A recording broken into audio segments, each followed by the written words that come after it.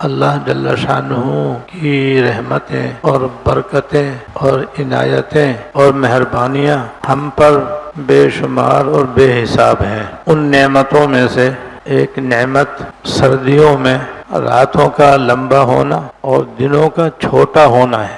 ہر سال یہی ہوتا ہے، سردیوں میں دن چھوٹے ہو جاتے ہیں اور راتیں لمبی ہو جاتی ہیں۔ یہ بھی نعمت ہے۔ جسمانی اعتبار سے بھی انسان کی صحت کے لیے ضروری ہے کہ موسم سرما بھی ہو، اور اس میں یہ بھی انسان کے جسم کے لیے مفید ہے کہ رات طویل ہو، دن مختصر ہو۔ اور دینی اعتبار سے بھی یہ بہت بڑی نعمت ہے۔ وہ اس طرح کے روزے رکھنا انتہائی آسان، نہ بھوک لگے نہ پیاس، دن چھوٹا، سحری کھائی تو پتہ ہی نہیں چلا کب افطاری ہو گئی، کوئی تکلیف ہی نہیں۔ نفلی روزے بھی بڑے آسان، قضا روزے رکھنا بھی بے حد آسان۔ خواتین کو چاہیے کہ وہ اپنے شرعی عذر کی بنا پر رہ جانے والے روزے سردیوں میں رکھ لیا کریں، جس سے روزے بھی آسانی سے ادا ہو جائیں گے، تکلیف بھی کوئی خاص نہیں ہوگی۔ اور نفل روزے بھی رکھنے چاہیے کہ نہایت ہی معمولی مشقت کے ساتھ ثواب عظیم حاصل ہو سکتا ہے۔ ایسے ہی رات کے لمبا ہونے کی وجہ سے دینی اعتبار سے یہ فائدہ ہے کہ ہر مسلمان مرد عورت نہایت آسانی سے نماز تہجد پڑھ سکتا ہے۔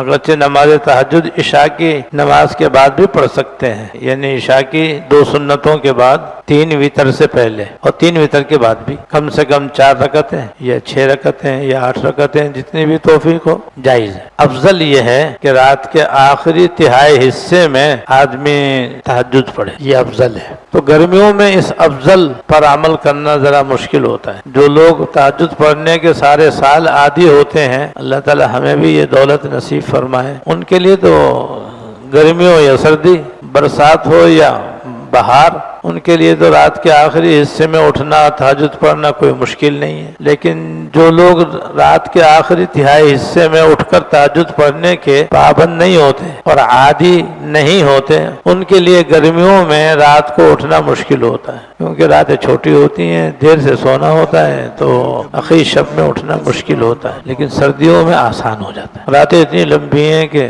7:30 بجے تو عشاء کی نماز ہو رہی ہے اور 6:35 پہ فجر کی نماز ہو رہی ہے۔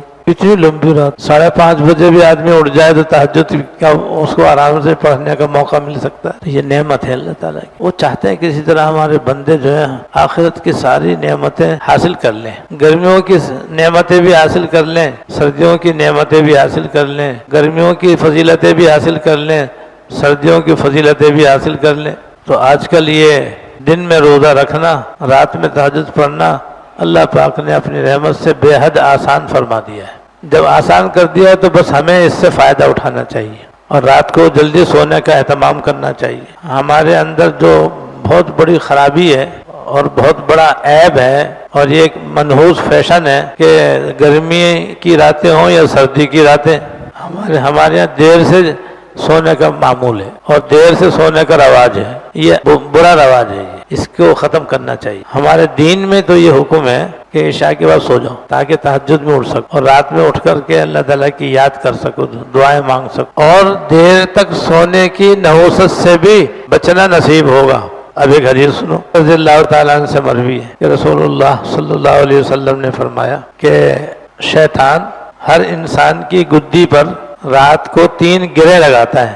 ہمارے گردن کے 3 حصے ہیں بھائی، ایک یہ سامنے کا حصہ، اسے تو حلق کہتے ہیں، ایک دائیں اور بائیں کا حصہ اسے گردن کہتے ہیں، ایک سر کے نیچے کا حصہ اسے گدی کہتے ہیں۔ تو حدیث میں ہے کہ شیطان ہر انسان کی گدی پر یعنی گردن کے پیچھے والے حصے پر 3 گرے لگاتا ہے، اور ہر گرہ پر ایک دم کرتا ہے، علیک لیل طویل، علیک لیل طویل، سویا رہے، رات بہت لمبی ہے، ابھی تو سویا رہے، ابھی تو بہت لمبی رات پڑی ہے، اٹھ جائیو، جلدی کیا ہے اٹھنے کی۔ یہ 3 دم آدمی کے گدی پر شیطان لگاتا ہے، 3 گرے لگاتا ہے، اس لیے لگاتا ہے تاکہ سویا ہی رہے، تہجد میں بھی نہ اٹھے، بلکہ فجر کی نماز بھی وہ قضا کرنے کی کوشش کرتا ہے کہ کسی طرح فجر کی نماز میں بھی نہ اٹھے، تہجد بھی نہ پڑھے، جماعت بھی نکلے، فجر کی نماز بھی قضا ہو اور وہ سورج نکلے اٹھے، اس کی کوشش کرتا ہے وہ، اس کے دم کا یہ مقصد ہوتا ہے۔